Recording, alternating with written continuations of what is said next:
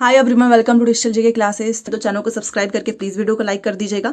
और आज फिर से एक उम्मीद है मेरी कि 1000 लाइक्स तो हो ही जाएंगे, और अगर आप ना भी करें तो भी चलेगा। 200-300 लाइक आते हैं, मुझे बहुत ज़्यादा अच्छा लगता है कि आप लोग इस वीडियो को पसंद कर रहे हैं। और चलिए देखते हैं सबसे पहले क्वेश्चन। और विद्युत विभव को मापने के लिए किस उपकरण का उपयोग किया जाता है? और ये साइंस का क्वेश्चन है, फिजिक्स से उठाया गया है। और ये बहुत अच्छा क्वेश्चन है, डायरेक्ट लिखा हुआ है, एनसीईआरटी की किताब में आप पढ़े होंगे। वोल्ट मीटर, जो विद्युत विभव होता है ना, उसको मापने के लिए हम वोल्ट मीटर का यूज करते हैं। So option number C. चलिए अगला क्वेश्चन देखिए। बाकी मैंने इसकी प्लेलिस्ट भी बना दी है, आप जाएंगे ना प्लेलिस्ट पे तो बीपीएससी टीआरई 3 क्लास, उसमें सारे क्लासेस आएंगे। चुंबकीय क्षेत्र है, आपको पता है कि स्केल एंड वेक्टर क्वांटिटी हम पढ़ते ही हैं, तो इसमें से वही सेम चीज पूछ रहा है कि चुंबकीय क्या है, अदिश है कि सदिश है कि आयाम रहित है, बताइए। तो आपको भी पता है कि चुंबकीय क्षेत्र होता है सदिश मात्रा, तो 18 का हो जाएगा बी। 19 पे चलते हैं। यहां पर देखिए एक व्यक्ति, और ये क्वेश्चन आपका जैसे कि जो भी जीएस है, चाहे वो 1 to 5 में हो, 6 to 8, 9 से 10, 11 से 12, सब में आने वाला है, क्योंकि जीएस का कोई सर पैर नहीं होता है, आप भी जानते हैं, कहीं से भी कुछ भी उठाकर पूछ लिया जाता है, तो ये सब में काम आएगा। तो यहां पर आप देखिए, एक व्यक्ति पृथ्वी पर अधिक भार किस स्थिति में ढकेल सकता है? मतलब इसमें बैठने की स्थिति में, या फिर खड़े होकर वो ज्यादा भार ढकेल सकता है, या फिर वो जमीन पर लेट जाने की स्थिति में। तो किसमें वो सबसे ज्यादा भार जो है आगे मतलब धक्का दे सकता है, ढकेल सकता है, वो क्वेश्चन पूछ रहा है। तो आपको भी पता है कि आप बैठकर उतना, आप एक तरीके से इमेजिन करो ना कि बैठने की स्थिति में हम ज्यादा नहीं कर सकते, ना ही लेट कर, हाँ, बट खड़े होने की स्थिति में हम अधिक भार को आगे धकेल सकते हैं। सो ऑप्शन नंबर बी 19 का। 19 हो गया, 20 क्वेश्चन देखते हैं। देखिए, प्रिज्म से गुजरने पर सबसे अधिक अपवर्तित होने वाला, और ये देखिए ये क्वेश्चन रिपीट है, कल जो आपने पढ़ा है, जो कल मैंने आपको क्वेश्चन कराया था ना, वो बीपीएससी नहीं पेपर लिया है, बट वो टीआरई 2 का था, और ये टीआरई 1 का है। सोचिए क्वेश्चंस रिपीट हो रहे हैं। उसमें ये क्वेश्चन पूछा था कि प्रिज्म से गुजरने पर सबसे अधिक अपवर्तित होने वाला रंगीन प्रकाश है, और ये क्वेश्चन आपका 6 to 8 में पूछा था, और ये आपका 1 to 5 में भी पूछा गया है। तो आप देख सकते हैं कि ये मैटर नहीं करता है किस वर्ग का है, बस आपको सब कुछ पढ़ना होगा। तो सबसे अधिक अपवर्तित होने वाला आपको भी पता है बैगनी है, तो बी हो जाएगा हमारा, वॉयलेट। 21 देखिए, मिट्टी के तेल के बर्तन में बर्फ का एक टुकड़ा डाला जाता है। मान लो ये मिट्टी का तेल है, ठीक है। अब इसमें हमने क्या किया, बर्फ का एक टुकड़ा डाल दिया। तो बर्फ के पिघलने पर मिट्टी के तेल की सतह क्या वो उठेगी ऊपर? क्योंकि बर्फ जैसे जैसे पिघलेगा तो मिट्टी का तेल भी है यहाँ पर, तो क्या वो ऊपर उठेगा, या फिर वो और ज्यादा नीचे गिर जाएगा, या फिर वैसे ही बना रहेगा? काफी इंटरेस्टिंग क्वेश्चन है, बताइए। आप इसका एक्सपेरिमेंट भी कर सकते हैं कि आप एक तेल के बर्तन में बर्फ का एक टुकड़ा डालकर देख लेंगे, तो आपको पता चलेगा कि बर्फ के पिघलने पर भी जो मिट्टी के तेल की जो सतह है ना, वो उठेगी नहीं, वो गिरेगी। सो 21 का आपका बी हो जाएगा। और कल जो नाबार्ड के अध्यक्ष साजी के भी बताया था आपने, वो सही है।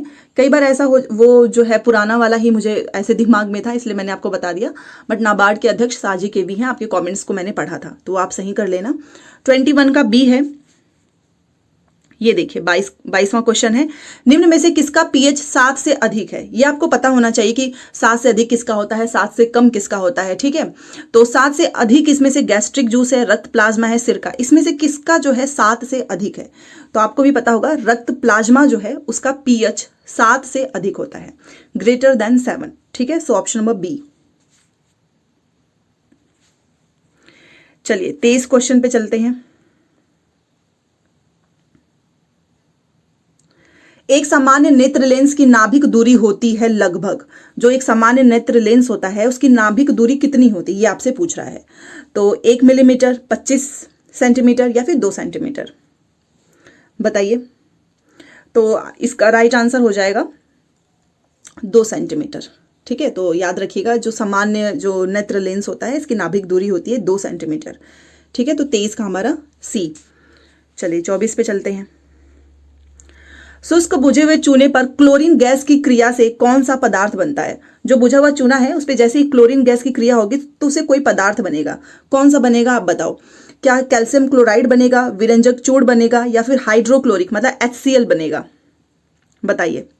तो आपका 24 का हो जाएगा बी, विरंजक चूर्ण, ठीक है। जब भी वो शुष्क बुझा हुआ चूना होगा उस पर जैसे ही क्लोरीन गैस की जो है क्रिया होगी तो उससे बनेगा विरंजक चूर्ण, ऑप्शन नंबर बी। 25 क्वेश्चन देखिए, माता पिता से संतति में लक्षणों के पहुंचने की प्रक्रिया को क्या कहते हैं? मतलब ये वाला भी क्वेश्चन रिपीट है, हमने पढ़ा हुआ है और इसको मैंने आपको इंग्लिश में भी दिखाया था कि हम इसको जेनेटिक्स बोलते हैं, आनुवंशिकता बोलते हैं। ट्रांसफर होता है माता पिता से, जो भी उनके लक्षण होते हैं उनके बच्चों में, उनके संतान में आता है थोड़ा बहुत, जिसे हम जीन्स भी बोलते हैं, जेनेटिक हिंदी में आनुवंशिकता बोलते हैं। तो ये प्रक्रिया को क्या कहते हैं? आनुवंशिकता। So option number B. चलिए 26 देखिए, और ये काफी लंबा क्वेश्चन है, ये देखिए ABC यहां तक। चलो, ओम के नियम के सत्यापन के लिए ध्यान रखने वाली कौन कौन सी बात है जो कि इसमें सही मानी जाएगी? तो सबसे पहले लिखा हुआ है कि एमीटर और वोल्ट मीटर को श्रेणी क्रम में जोड़ा जाना चाहिए। गलत। एमीटर को श्रेणी क्रम में और वोल्ट मीटर को समांतर क्रम में जोड़ा जाना चाहिए। सही है। और ये डिटेल में आपको जो कोई भी मेरे से पूछता है तो वो डिटेल आपको एनसीईआरटी एससीईआरटी में ही मिलेगी। अब समय तो है नहीं, 10 से 15 दिन बाद जो है आपका पेपर ही है, तो ये सही है। सत्यापन की बात हो रही है ना, उस चीज को ध्यान रखना है, तो बी वाला ऑप्शन सही है। बाकी सी देख लेते हैं। एमीटर को समानांतर क्रम में और वोल्ट मीटर को श्रेणी क्रम में जोड़ा जाना चाहिए। गलत है, क्योंकि यहां पर लिखा हुआ है कि एमीटर को श्रेणी क्रम में और वोल्ट में, यहां पर उल्टा लिख दिया है, इस वजह से ये गलत हो गया।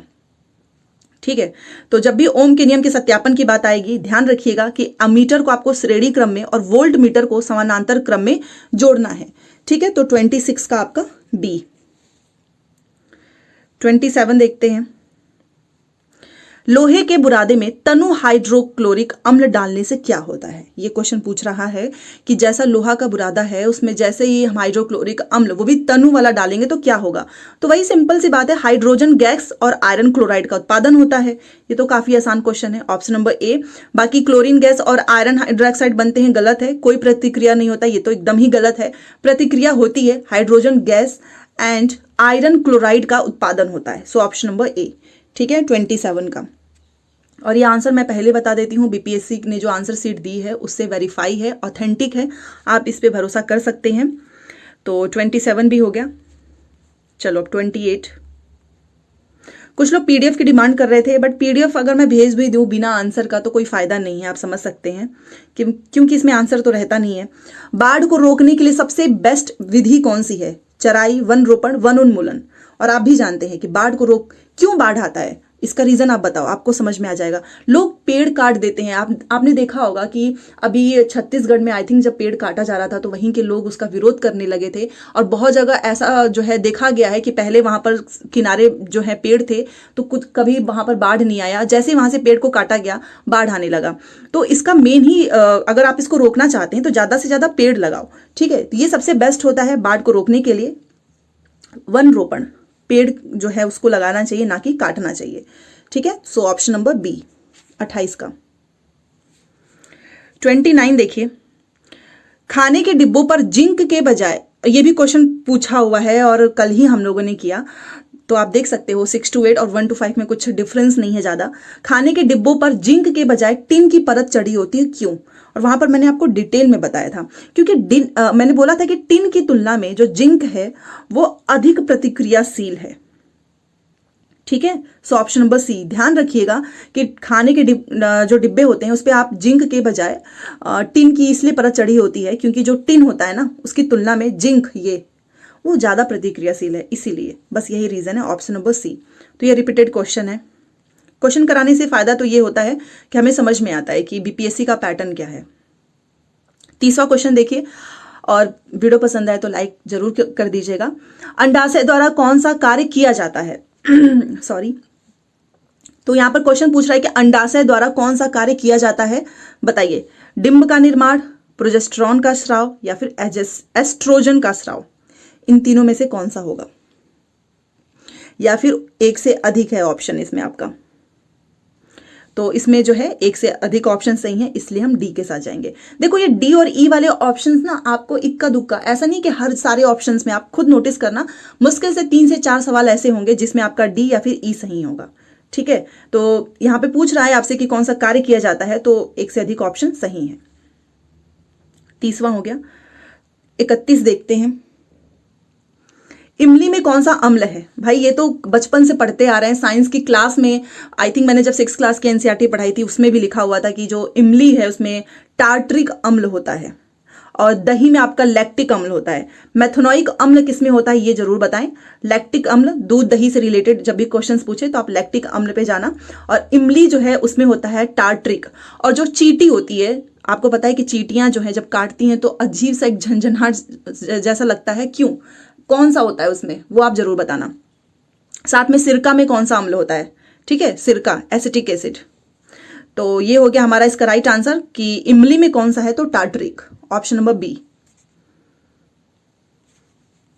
32 देखिए, क्लोरोफॉर्म क्या होते हैं बताइए। प्राणियों के पाचन नाल में उपस्थित बैक्टीरिया, या फिर गर्म चश्मों में पाए जाने वाले बैक्टीरिया, या फिर बहुत ज्यादा ठंडे वातावरण में पाए जाने वाले बैक्टीरिया।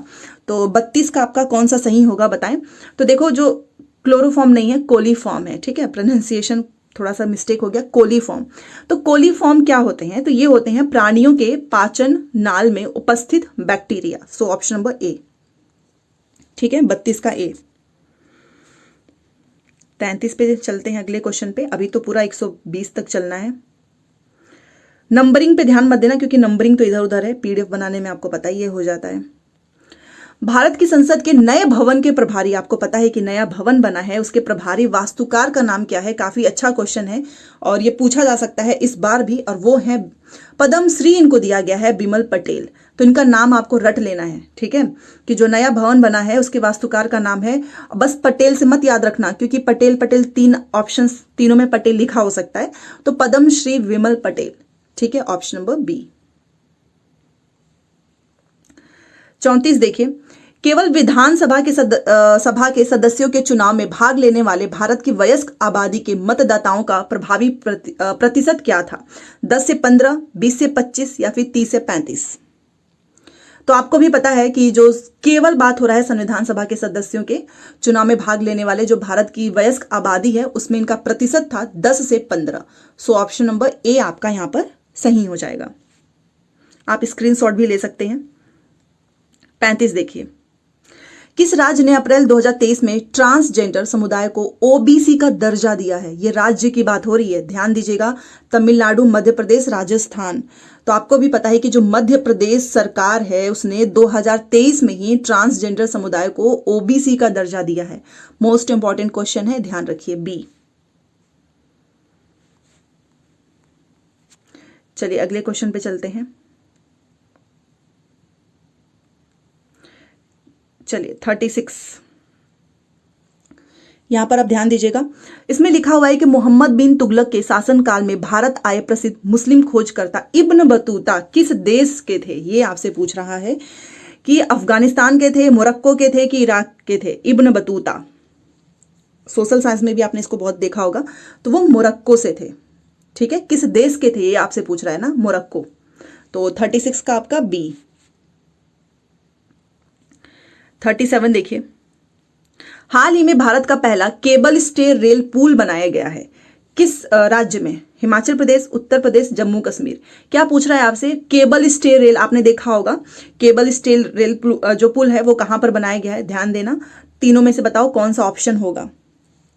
तो आपको ही पता है जम्मू कश्मीर में, ठीक है, भारत का ये पहला है, ठीक है, cable stay rail Jammu Kashmir में।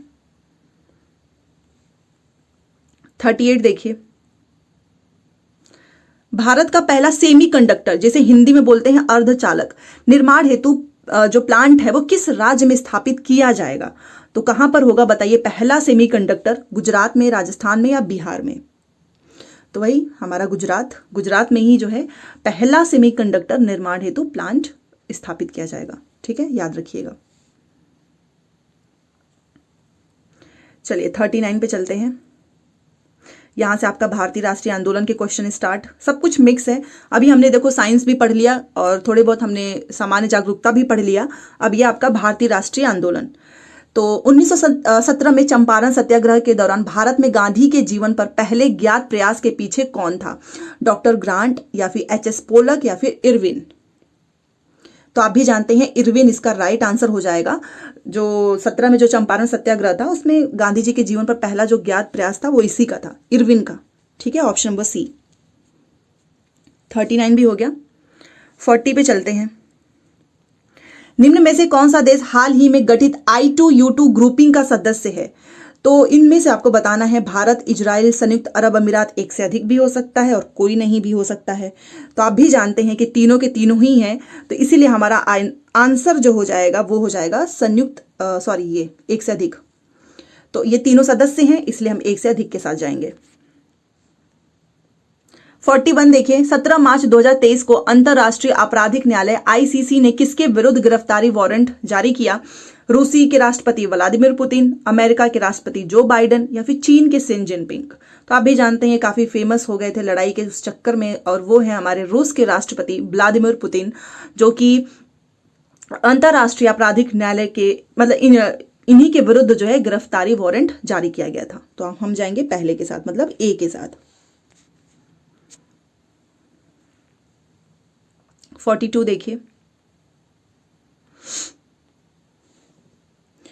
देखिए, लिखा हुआ है कि तृतीय भारत प्रशांत द्वीपीय सहयोग मंच FIPIC शिखर सम्मेलन आयोजित हुआ था कहां पर? पापुआ न्यू गिनी में, नाम्बिया में, ब्राजील में, या एक से ज्यादा? तो आपको पता है कि जो तृतीय भारत प्रशांत जो FIPIC था वो इस शिखर का सम्मेलन आयोजित हुआ पापुआ न्यू गिनी में। सो ऑप्शन नंबर ए। 43 देखिए, रॉवन विल्सन किस शहर के पहले अश्वेत मुख्य न्यायाधीश नियुक्त किए गए हैं? वॉशिंगटन, शिकागो, या फिर न्यूयॉर्क, या फिर एक से अधिक? तो इसका राइट आंसर हो जाएगा न्यूयॉर्क। जो रॉवन विल्सन है वो न्यूयॉर्क के पहले अश्वेत मुख्य न्यायाधीश नियुक्त किए गए हैं। आप लेटेस्ट वाले देख लेना, जो कि चेयरमैन अगर कोई नए बदले हों, या फिर किस देश के कौन से मुख्यमंत्री बोलो, राष्ट्रपति, और भारत का भी इस तरीके से आप याद कर लेना, क्योंकि ये वाले क्वेश्चंस बहुत बनते हैं कि अध्यक्ष कौन है, जैसे नाबार्ड का कौन है, सिडबी का कौन है। तो ये सारी चीजें आप याद रखिएगा। तो इसका राइट आंसर हो जाएगा सी, या तो मैं ही करा दूंगी वो भी। तो 43 हो गया। 44 में चलते हैं। देखिए, इसमें लिखा हुआ है कि निम्न में से किस देश की, इन तीनों में से, यूके, यूएसए, जर्मनी, ठीक है, किस देश की संसदीय समिति ने हाल ही में सिफारिश की है कि भारत को नाटो प्लस समूह का हिस्सा बनाया जाना चाहिए? बताइए किसने ऐसा बोला है कि भाई भारत को भी तो नाटो प्लस समूह का हिस्सा बनाओ? तो 44 का आप बताइए। और वो है यूएसए, अमेरिका। इसने बोला कि सिफारिश किया है नाटो प्लस में भारत को अभी हिस्सा बनाना चाहिए। तो बी के साथ जाएंगे। 45 पे चलते हैं, अभी तो बहुत करना है क्वेश्चन। अंतरराष्ट्रीय बुकर पुरस्कार 2023 दिया गया है किसको? जॉर्जी गोस्पोजिनेव को, मार्गरेट एटवुड को, अरविंद अडीगा को। और आपको भी पता है इसका राइट आंसर हो जाएगा जॉर्जी गोस्पोजिनोव को। तो अंतरराष्ट्रीय बुकर पुरस्कार 2023 दिया गया है जॉर्जी गोस्पोजिनोव को। सो पहला ए ऑप्शन सही हो जाएगा। यहां से क्वेश्चंस आपसे रिपीट हो सकते हैं। ट्विटर के नए सीईओ कौन है बताइए, जिसका नाम एक्स हो चुका है? आप में से बहुत सारे लोग होंगे भी। तो एलन मस्क, लिंडा याकारिनो, पराग अग्रवाल, इनको तो हटा ही दिया गया है। तो ट्विटर के नए मुख्य कार्यकारी अधिकारी सीईओ कौन है? 46 का बी, लिंडा याकारिनो। और ये बदलते भी रहते हैं जो हमारे एलन मस्क हैं। तो अगर प्रेजेंट में भी कोई चेंज हो गया होगा तो प्लीज मुझे कमेंट जरूर करना, या फिर यही है ठीक है। वैसे तो अभी यही है लिंडा याकारिनो, ट्विटर के नए सीईओ। और गूगल के कौन है बताएं? सुंदर पिचाई, आपको पता ही है। तो बी हो जाएगा। 47 पे चलते हैं। भारत की 2011 की जनगणना के अनुसार बिहार की कुल महिला साक्षरता दर क्या थी? अब बिहार का पेपर है तो भाई बिहार से रिलेटेड तो क्वेश्चंस पूछे ही जाएंगे। तो बताइए एग्जैक्ट नंबर आपको याद रखना है। 52.89 या फिर 63.68 या फिर 53.57 या फिर इसमें से कोई नहीं। तो इसका राइट आंसर होगा इसमें से कोई नहीं, ठीक है। कोई सही चीज इसमें लिखा ही नहीं गया है। तो आखिर में कितना है? जितने भी स्टूडेंट्स देख रहे हैं आप बताओ कि जो भारत की जब जनगणना हुई थी 2011 में, तो बिहार की कुल लिटरेसी रेट कितना है फीमेल का? जरूर बताना, ठीक है, क्योंकि इन तीनों में से कोई भी सही नहीं है। और नहीं पता हो तो गूगल करो, अगर आप खुद से कुछ सर्च करेंगे ना तो आपको याद रहेगा, ठीक है। चलिए 48 देखिए, सुभद्रा देवी जिनको 2023 में पद्म श्री पुरस्कार से नवाजा गया है, ये किस चीज के लिए जानी जाती हैं कि इनको पद्म पुरस्कार मिला? बताइए, पद्म श्री पुरस्कार इनको मिला। तो आपको भी पता है कि ये पेपर मैसी कलाकार के रूप में जानी जाती हैं, ठीक है। याद रखिएगा, पेपर मैसी कलाकार के रूप में जानी जाती हैं और इनको पद्म श्री पुरस्कार से नवाजा गया है सुभद्रा देवी जी को। चलिए 48 हो गया, 49 पे चलते हैं। देखिए, छोटा नागपुर क्षेत्र के मुंडा और संथाल किस पेड़ की पूजा करते हैं? इमली के, आम के, कदम्ब के। 3 ऑप्शंस लिखा है, तो ये करते हैं कदम्ब के। ठीक है, जो छोटा नागपुर क्षेत्र है ना, वहां के जो मुंडा और संथाल हैं वो लोग कदम्ब के पेड़ की पूजा करते हैं। So option number C. 50 question देखिए, निम्न में से किसकी खेती जायद के मौसम में की जाती है? ठीक है, खरबूजा, खीरा, तरबूज। और आप भी जानते हैं इन तीनों की जाती है, सारे ऑप्शन सही हैं। रबी की खेती, खरीफ की खेती, जायद की, ये आपको पढ़ना है कि किस मौसम में जो है किसकी खेती होती है। और इसमें एक ट्रिक भी है, वो मैं आपको बाद में बताऊंगी। फिलहाल के लिए जान लीजिए कि इन तीनों की ही जायद के मौसम में खेती किया जाता है। So option number D. 51 देखिए, और भूकंप से रिलेटेड क्वेश्चन पूछा हुआ है। देखिए, लिखा हुआ है कि भूकंप के संबंध में कौन सा कथन सत्य है। अब ऐसे वाले क्वेश्चंस में ना या तो डी होता है या ई होता है, तो चलो देख लेते हैं। सबसे पहले तो पी तरंगे अनुप्रस्थ तरंगे हैं, सही है। धरातल पर उद्गम केंद्र के ऊपर के स्थान को अधिकेंद्र कहते हैं, ये भी सही है। और सबसे पहले ना जानवर जो होते हैं ना, उनको पता चल जाता है और वो कुछ अलग सा बिहेव करने लगते हैं, और इस वजह से भी एक बार आया था कहीं पे ऐसा हुआ, फिर लोगों को पता चल गया कि कुछ होने वाला है। जानवरों के व्यवहार का अध्ययन स्थानीय लोगों द्वारा, देखिए वही चीज यहाँ पे लिखा है, अपनाई गई भूकंप की भविष्यवाणी के तरीकों में से एक है। फिर लोगों ने घर खाली कर दिया जैसे उन्होंने देखा कि कुछ एनिमल्स जो हैं वो अलग तरीके से बिहेव कर रहे हैं। तो तीनों के तीनों ऑप्शन सही हैं, तो हम जाएंगे डी के साथ। ठीक है, चलो 52। निम्न में से कौन सा कथन उत्तरी अमेरिका महाद्वीप की लेक सुपीरियर के संबंध में सत्य है? तो लेक सुपीरियर की बात हो रही है। यह विश्व का खारे जल का सबसे बड़ा झील समूह है, ये तो गलत है। और यह कनाडा और यूएसए के मध्य भौगोलिक सीमा बनाता है, ये बात सही है। यह दोनों देशों के मध्य लगभग 1700 किलोमीटर लंबी सीमा बनाता है, ये गलत है। तो संबंध में सत्य पूछा था तो वो लेक सुपीरियर के बारे में कि यह कनाडा और यूएसए के मध्य भौगोलिक सीमा बनाती है, तो बी के साथ जाएंगे। ठीक है, 53 देखिए, आकार और माप में समानता के कारण किस ग्रह को पृथ्वी का जुड़वा ग्रह माना जाता है? सोशल साइंस का क्वेश्चन, तो यही तो जीएस है जिसमें सब कुछ आपको पढ़ना है। तो काफी अच्छा क्वेश्चन है और वो है शुक्र। ठीक है, ये तो मुझे लगता है कि आपको पता ही होगा। पृथ्वी का जुड़वा ग्रह किसे मानते हैं? शुक्र को। Option number C. निम्न में से कौन सा देश अमेजन नदी बेसिन का एक हिस्सा है? अर्जेंटीना, चिली या फिर वेनेजुएला? कौन सा देश जो है वो अमेजन नदी बेसिन का एक हिस्सा है और वो है वेनेजुएला। ऑप्शन नंबर सी। ठीक है, इसको याद रखना। चलिए 55 पे चलते हैं, अभी तो बहुत सारे क्वेश्चंस बाकी हैं। चलिए, वायुमंडल से क्वेश्चन ना आए ऐसा तो हो ही नहीं सकता है, और काफी इंटरेस्टिंग क्वेश्चन ये बनाते भी हैं जो कि सभी कर लेंगे। और कौन सा विकल्प पृथ्वी की सतह से शुरू होकर वायुमंडल की परतों का सही क्रम है? और इसको मैंने पेपर 2 के एसएसटी में बहुत बार आपको बताया था कि सबसे पहले तो आपका क्षोभ मंडल होगा, फिर आपका समताप मंडल, मध्य मंडल, ताप मंडल और बहिर्मंडल। और ये सही, यही इसका सही जो है रो है कि सबसे पहले क्षोभ मंडल, फिर समताप, फिर मध्य, फिर ताप, फिर बहिर्मंडल। तो 55 का आपका हो जाएगा ए। जिसे ना याद हो स्क्रीनशॉट ले लेना, क्योंकि ये क्वेश्चन तो आएगा ही। 56 नंबर का क्वेश्चन देखिए, और ये क्वेश्चन में आपको थोड़ा सा डाउट हो सकता है, बट मैं बीपीएससी ने जो इस पे अपना क्लैरिफिकेशन दिया था वो मैं आपको दिखाऊंगी। स्थानांतरणशील कृषि के स्थानीय नाम और संबंधित देश का सही युग्म क्या है? मतलब कहाँ पर स्थानांतरण कृषि को किस नाम से जानते हैं? जैसे कि बांग्लादेश में किस नाम से जानते हैं, तो चेना लिखा हुआ है, जिम्बाब्वे में मिल्पा और मलेशिया में लदांग। तो इसका आंसर क्या होगा? एक से अधिक या कोई नहीं, इसमें से कौन सा सही है? अगर मैं बीपीएससी के ऑफिशियल आंसर की बात करूं, जो उन्होंने सेकंड प्रोविजनल आंसर की थी, क्योंकि इस पे काफी चैलेंज किया गया था, बट फिर भी उन्होंने ए माना था, चेना बांग्लादेश। बहुत सारे लोगों ने बोला कि लदांग मलेशिया होगा, बट उन्होंने इस चीज को गलत किया। और वो किस तरीके से, मैं आपको इसका प्रूफ दिखाने वाली हूं। तो इसका राइट आंसर होगा चेना बांग्लादेश। तो चलिए उनका प्रूफ देख लेते हैं। तो यहां पर आप देख सकते हैं, उन्होंने बोला था, और ये इस पे मत जाना क्योंकि ये अलग अलग सेट के हैं। यहाँ पर आप देख सकते हो set series A, B, C, D, सब में अलग अलग आंसर है इसका। तो किसी में ए माना गया है, बी सी सी, बट यहां पर इन्होंने सिंपल सी जो चीज लिखी थी वो आप जरूर पढ़ो। देखो लिखा हुआ है कि chena, chena is the local name of shifting cultivation in Sri Lanka, मतलब श्रीलंका में चेना जो है शिफ्टिंग कल्टीवेशन का एक लोकल नाम है। And some other Asian countries, और इन्होंने बोला कि और कुछ जो एशियन कंट्रीज है ना वहां पर भी जो शिफ्टिंग कल्टीवेशन है उसको चेना नाम से जानते हैं, जिसमें इंक्लूडिंग बांग्लादेश, बांग्लादेश में भी जो शिफ्टिंग कल्टीवेशन होता है ना उसको चेना नाम से जानते हैं। इन्होंने बताया कि मिल्पा जो है वो मैक्सिको में, मिल्पा स्थानांतरण कृषि जो शिफ्टिंग कल्टीवेशन का जो लोकल नेम है वो कहाँ पे है, मैक्सिको में। और लदांग जो कि वहां पर मलेशिया में लिखा हुआ है, इन्होंने बोला कि लदांग तो फिलीपींस में है, फिलीपींस, तो इसलिए हमारा आंसर ए ही सही होगा। इस पे चैलेंज किया गया था और ये इन्होंने एससीईआरटी बुक से उठाया है। तो आप समझ सकते हो कि चेना जो है लोकल नेम श्रीलंका का है और कुछ एशियन कंट्रीज में जिसमें बांग्लादेश भी आता है, तो यहां पर इन्होंने प्रूफ दिया है।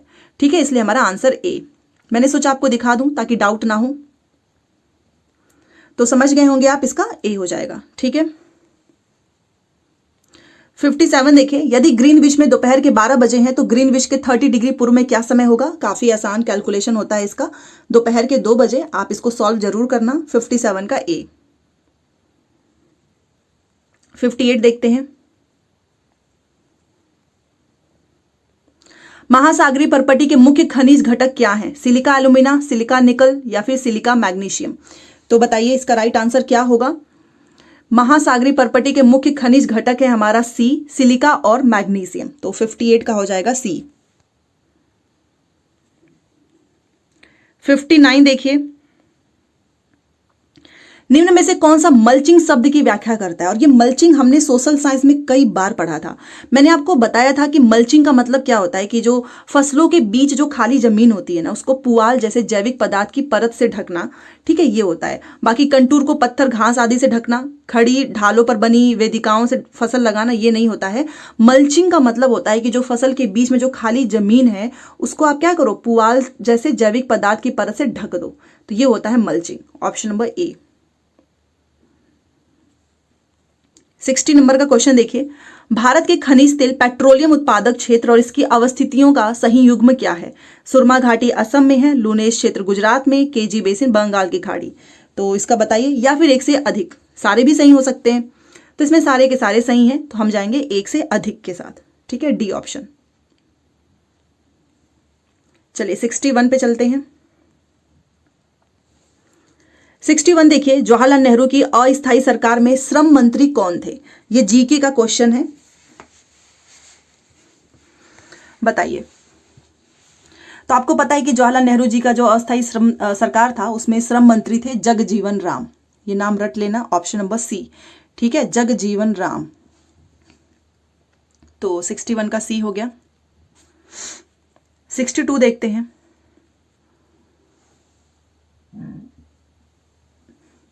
1918 के किस महीने में चंपारण कृषि कानून, जिसको चंपारण एग्रीगेशन एक्ट बोलते हैं, यूरोपीय नील बगान के स्वामी के विरुद्ध पारित हुआ था। तो ये महीना आपसे पूछ रहा है, फरवरी, मई, नवंबर। ठीक है, और एक से अधिक भी हो सकता है, कोई भी नहीं। तो इसमें से गलत है, हम ऑप्शन के साथ जाएंगे, ई के साथ। आप मुझे बताओ, जो चंपारण कृषि कानून था वो किस महीने में जो है पारित हुआ था नील बागान के विरुद्ध, जरूर बताना। ऑप्शन नंबर ई। 63 देखिए, 63 कौन सा सही है। एक से ज्यादा भी हो सकता है और कोई नहीं भी हो सकता है। ठीक है, a bunch of old letters का लेखन डॉक्टर राजेंद्र प्रसाद ने किया था, एकदम गलत है। व्यक्तिगत सत्याग्रह में ब्रह्मदत्त दूसरे सत्याग्रही थे, ये भी गलत है। सुभाष चंद्र बोस ने द इंडियन स्ट्रगल का लेखन किया था, ये बात 100% सही है, और हम जाएंगे सी के साथ। इंडियन स्ट्रगल बुक जो है किसका है, सुभाष चंद्र बोस जी का है। 64 देखिए, बिहार की किस जनजाति ने कांग्रेस के गया अधिवेशन में भाग लिया था। जीके का क्वेश्चन है, आपको पता होना चाहिए। जो उराव जनजाति है ना, इसने कांग्रेस के गया अधिवेशन में भाग लिया था, उराव जनजाति। ऑप्शन नंबर ए।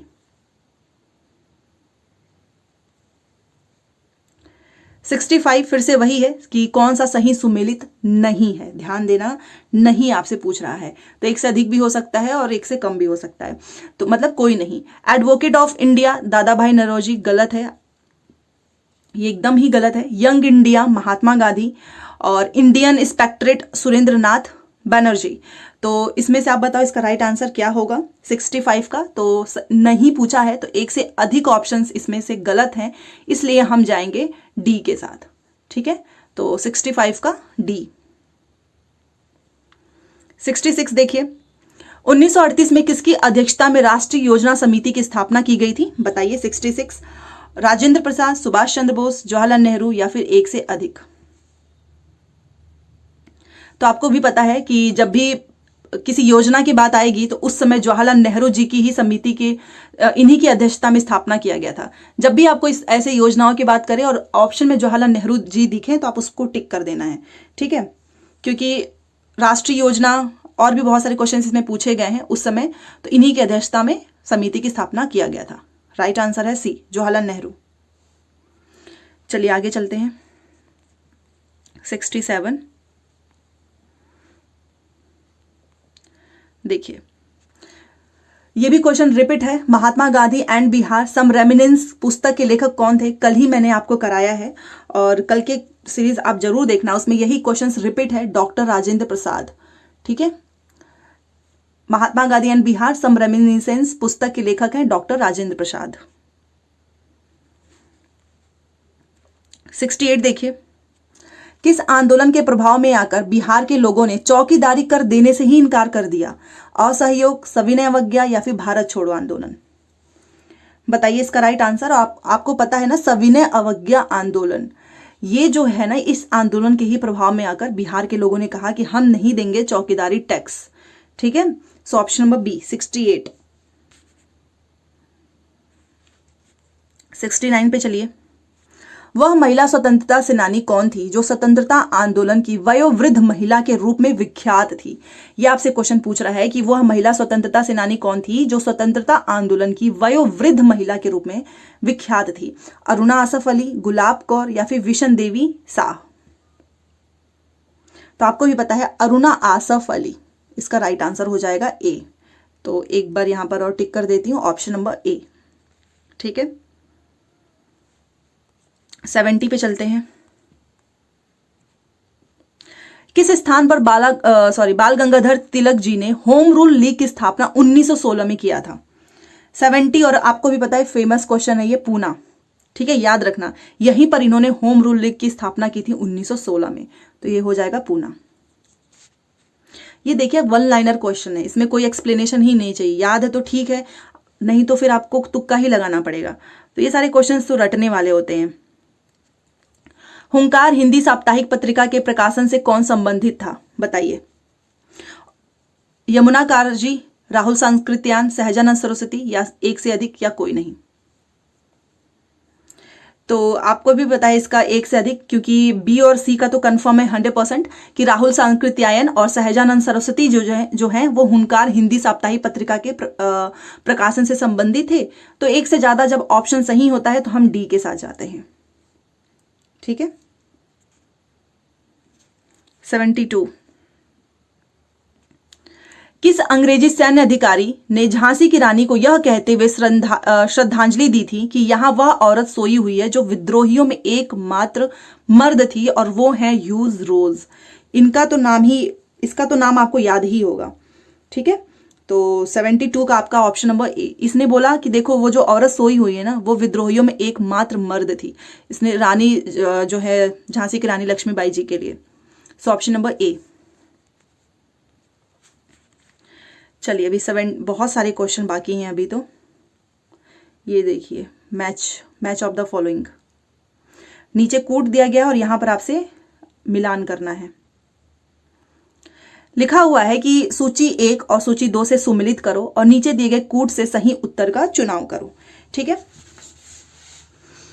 तो गरीबी हटाओ है, लोकतंत्र बचाओ एंड जोतने वालों को भूमि और तेलुगुओं के स्वाभिमान। और यहां पर लिखा है ये राजनीतिक दल राजनेताओं के नाम है, वाम मोर्चा इंदिरा कांग्रेस, जनता दल एंटी रामाराव।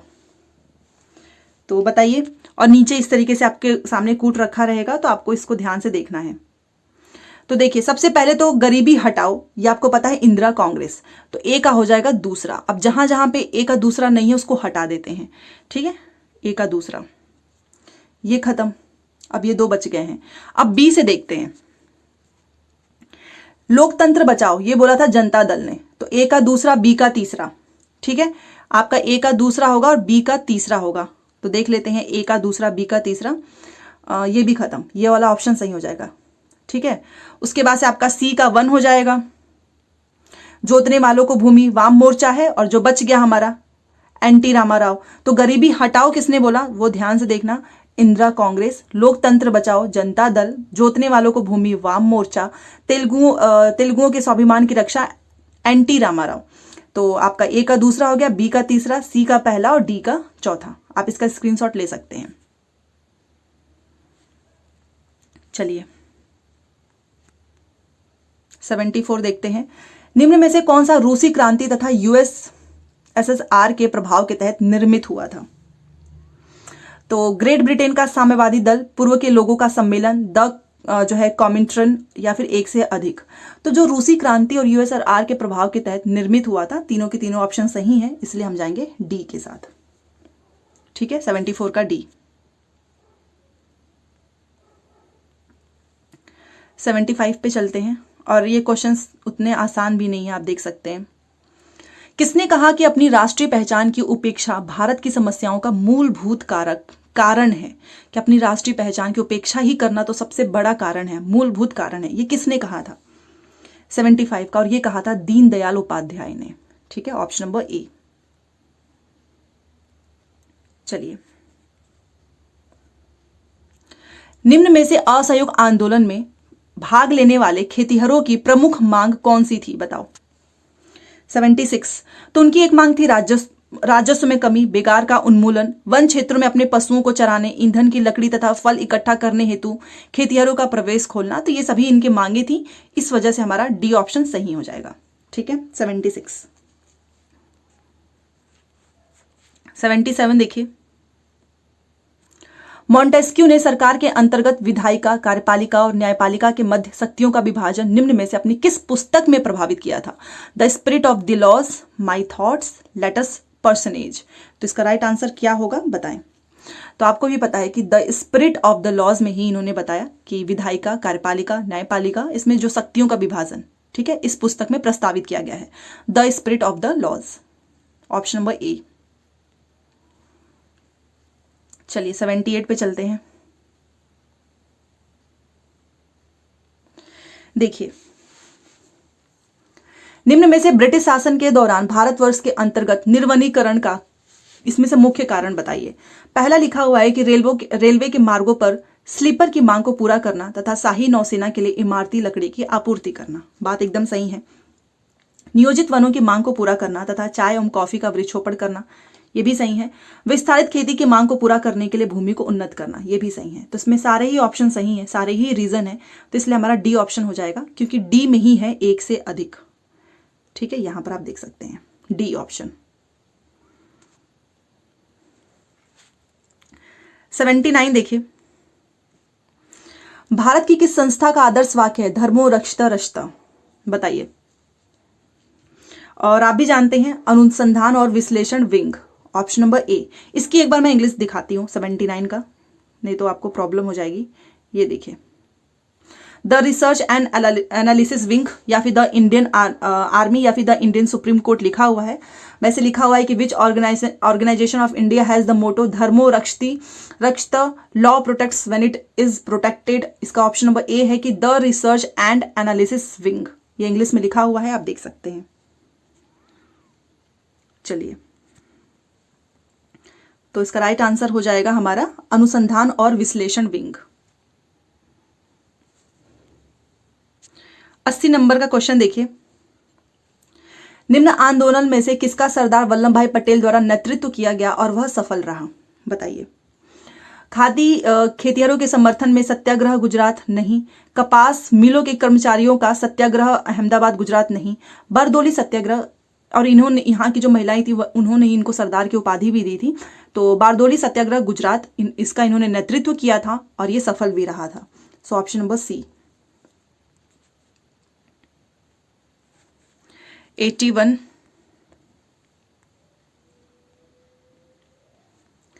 भारत और 1929 में प्रारंभ हुई महामंदी के संदर्भ में इसमें से कौन सा कथन सही है, बताइए। तो मंदी ने भारतीय व्यापार को प्रतिकूल रूप में प्रभावित किया, सही है। मंदी ने भारतीय खेतीहर किसान आयात एवं निर्यात को प्रतिकूलता से प्रभावित किया, ये भी सही है, ठीक है। और इसके आगे देख लेते हैं सी वाला ऑप्शन, मंदी का भारत पर प्रभाव संकेत करता है कि 20वीं सदी के प्रारंभ में विश्व अर्थव्यवस्था कैसे एकीकृत हो गया था, तो ये भी सही है। तो हम जाएंगे डी के साथ, एक से अधिक ऑप्शन सही है इसमें, ठीक है। तो मंदी से रिलेटेड क्वेश्चन पूछा गया है आपसे, महामंदी 1929 में, तो उसमें तीनों की तीनों ऑप्शन सही हैं। 82 देखिए, सामाजिक तथा शैक्षणिक रूप से पिछड़े वर्गों के आरक्षण हेतु भारत सरकार के 13 अगस्त 1990 के आदेश की वैधता निम्न में से किस वर्ष निर्णीत हुई थी, ये आपसे क्वेश्चन पूछ रहा है। और प्लीज इसको याद रखना 1992, ये नंबर रट लो क्योंकि 91, 92, 93 ही लिखा हुआ है ऑप्शंस में, कंफ्यूज कर देगा, इसलिए आपका बी सही होगा, ठीक है। 83 देखिए, यहां पर देखिए, एंगस मेडिसिन की पुस्तक द वर्ल्ड इकोनॉमी हिस्टोरिकल स्टैटिस के अनुसार प्राचीन काल में भारत का विश्व जीडीपी पीपीपी में कितने प्रतिशत का अंशदान था, ये बताइए। तो आपको भी पता है 32%। ये जो परसेंटेज, नंबर, महीना जो आपसे पूछा जाता है ना, इसको रटना ही पड़ेगा क्योंकि इतना पास पास का क्लोज ये रख देते हैं, 92, 93, 94, जैन, फेब ऐसे करके, तो कंफ्यूजन होता है। तो वैसे इसमें भी है कितने प्रतिशत का अंशदान था, जो इनकी पुस्तक थी द वर्ल्ड इकोनॉमी, तो याद रखिएगा 32%। 84 पे चलते हैं, फिर से ये आपका फिर से वही वाला नंबर्स, और ये नंबर्स मिलान करने में गलतियां ज़्यादा हो जाती हैं। ये सूची 1 है, सूची 2 है, और मिलान करना है। यहाँ पर नारी कल्याण हेतु अधिनियम के नाम है और यहाँ पर ये इनके वर्ष हैं, और आपको देखना है कि इसमें से कौन सा सही है, ठीक है। तो चलो देखते हैं मिलान करके। देखिए, विशेष विवाह अधिनियम, दहेज निषेध अधिनियम, समान पारिश्रमिक अधिनियम, नारी अशिष्ट प्रतिनिधित्व। तो आपका जो विशेष विवाह अधिनियम है वो कब, किस वर्ष में हुआ, तो 1954। तो एक का दूसरा, दहेज निषेध अधिनियम हुआ 1961 में। उसके बाद से आपका समान पारिश्रमिक अधिनियम जो था वो हुआ 1976 में, और जो बच गया हमारा नारी अशिष्ट प्रतिनिधित्व अधिनियम, ये आपका हो गया तीसरा 1986। तो आप इसका स्क्रीनशॉट ले लेना, इसको रटने की जरूरत है क्योंकि ये नंबर्स वाले याद होते नहीं है, तो प्लीज इसका स्क्रीनशॉट ले लें। और इसमें हमारा ऑप्शन नंबर ए, ठीक है। चलिए 85 देखते हैं।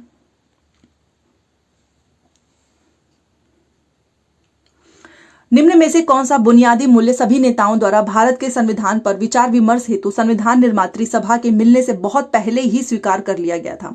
सार्वभौम वयस्क मताधिकार, स्वतंत्रता और समानता का अधिकार, अल्पसंख्यकों के अधिकारों का संरक्षण।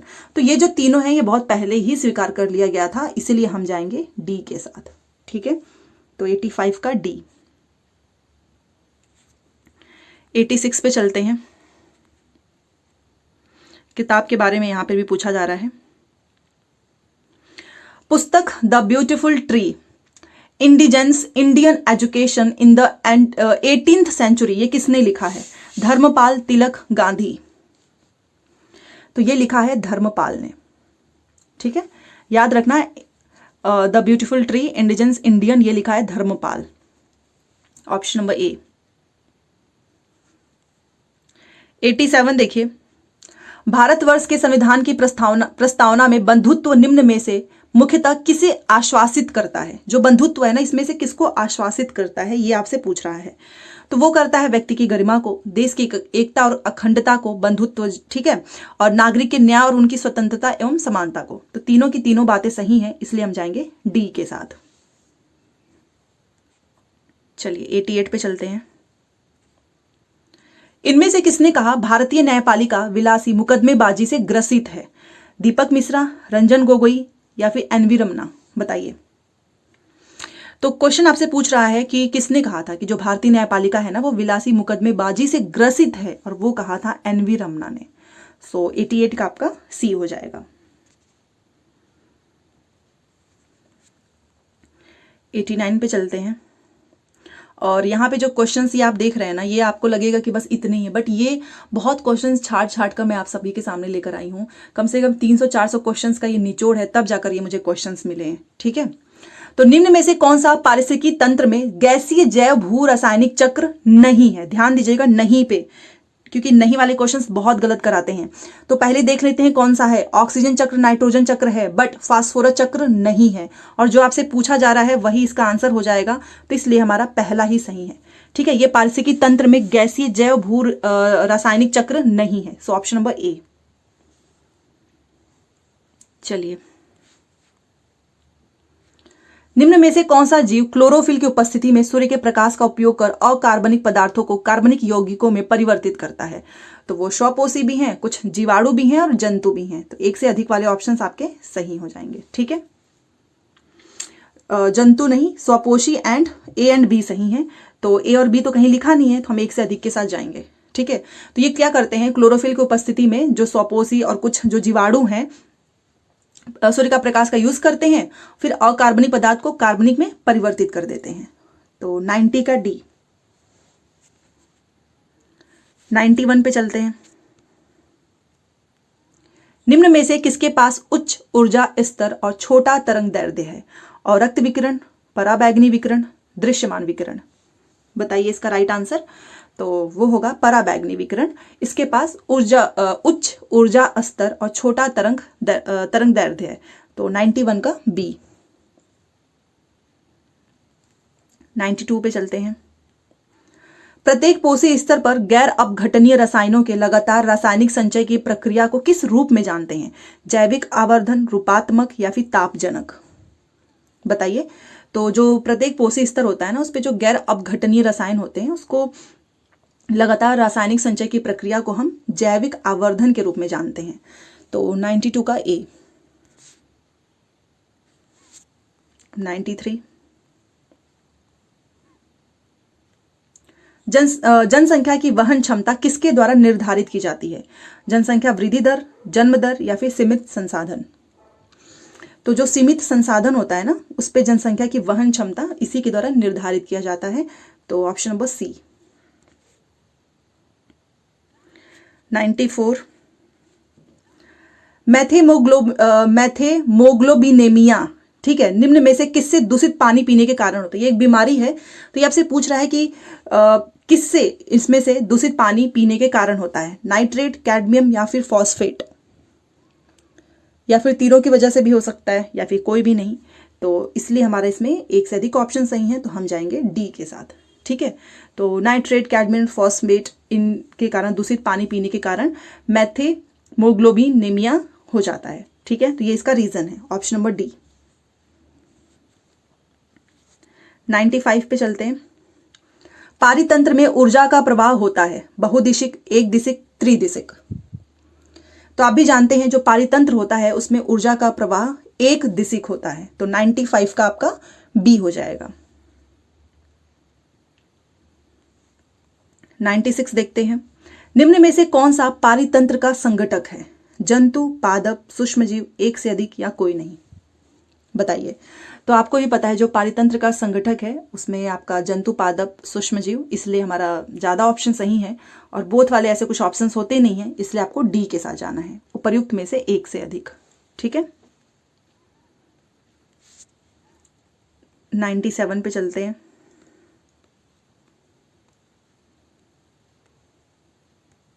सेम इसी तरीके से आपको एग्जाम में भी क्वेश्चंस देखने को मिलेंगे। निम्न में से कौन सी गैस लैंडफिल से उत्पन्न होता है? सल्फर डाइऑक्साइड, मीथेन, तरल पेट्रोलियम गैस, या फिर एक से अधिक? तो आपको भी पता है कि ये जो गैस है वो लैंडफिल से उत्पन्न होता है, चाहे वो मीथेन हो, चाहे वो पेट्रोलियम गैस हो, तो इसलिए हमारा एक से अधिक ऑप्शन सही हो जाएगा और हम जाएंगे डी के साथ। ठीक है, 98 देखिए।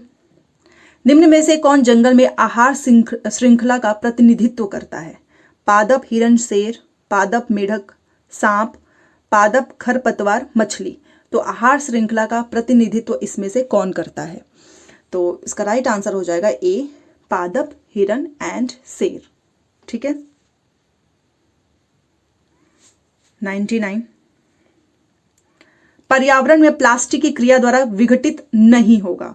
जीवाणु, मृतोपजीवी, परजीवी, एक से अधिक कोई नहीं। तो ध्यान दीजिएगा, एनवायरमेंट की बात हो रही है और इसमें प्लास्टिक और फिर जीवाणु, मृतोपजीवी, परजीवी की क्रिया द्वारा ये विघटित नहीं होगा।